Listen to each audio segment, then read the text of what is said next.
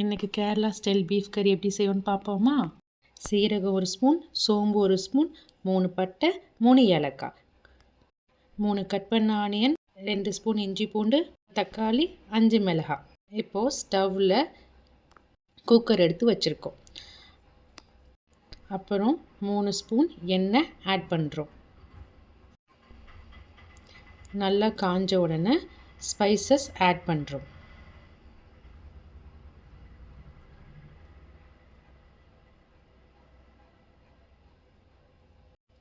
நல்ல தாளிப்பானோடனே 3 கட் பண்ண onion add பண்ணுறோம். அப்படியே 5 மிளகாவையும் ஆட் பண்ணுறோம் கீரி போட்டு. ஆனியன் நல்லா வதங்கினோடனே 2 ஸ்பூன் இஞ்சி பூண்டு ஆட் பண்ணுறோம்.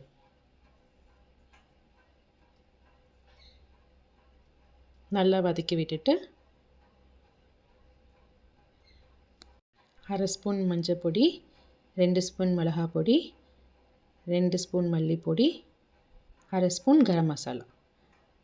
காரத்துக்கு ஏற்ற மாதிரி நீங்கள் மிளகாய் பொடி உங்களுக்கு ஏற்ற மாதிரி ஆட் பண்ணிக்கோங்க. அப்புறம் நல்லா வதக்கி விடுறோம்.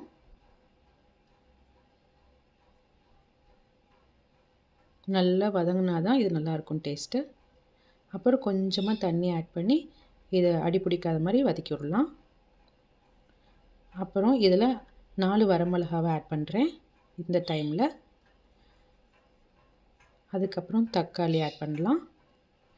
தக்காளி நல்லா மசிஞ்சதுக்கப்புறம் தான் நான் உப்பு ஆட் பண்ண போகிறேன். அப்புறம் கடைசியாக 2 ஸ்பூன் பெப்பர் பொடி ஆட் பண்ணி நல்லா கிண்டி விடுங்க. நல்லா வதங்கினதுக்கப்புறம் தான் பீஃப் ஆட் பண்ணணும். நான் பீஃப் 1 கிலோ எடுத்து வச்சுருக்கேன். இதை அப்படியே இப்போ குக்கரில் ஆட் பண்ணுறேன். நல்லா கிண்டி விட்டுட்டு மூடியை திருப்பி போட்டு தண்ணி வெளியே வர அளவுக்கு நம்ம வேக வைக்கணும். ஃபஸ்ட் எடுத்தோடனே குக்கர் போட்டு மூடி போட்டு விசில் போடக்கூடாது. தண்ணியெல்லாம் கொஞ்சம் விடணும், இல்லைன்னா அடி பிடிக்கும். இதில் நிறையா தண்ணி விடும். ஸோ அதனால் தண்ணி நிறையா ஊற்றவும் கூடாது.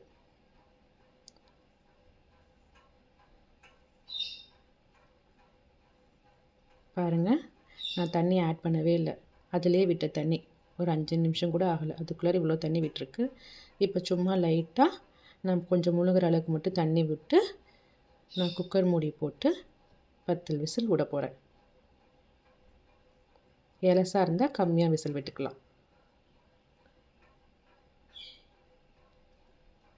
அப்புறம் ஓப்பன் பண்ணி பார்த்து காமிக்கிறேன்.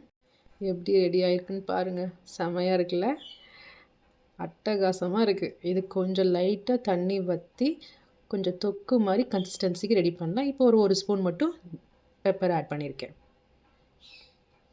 அப்புறம் இப்போ இதுக்கு தாளிப்பு ரெடி பண்ணலாம். சின்ன வடைச்சட்டியில் 2 ஸ்பூன் எண்ணெய் ஆட் பண்ணுறோம்.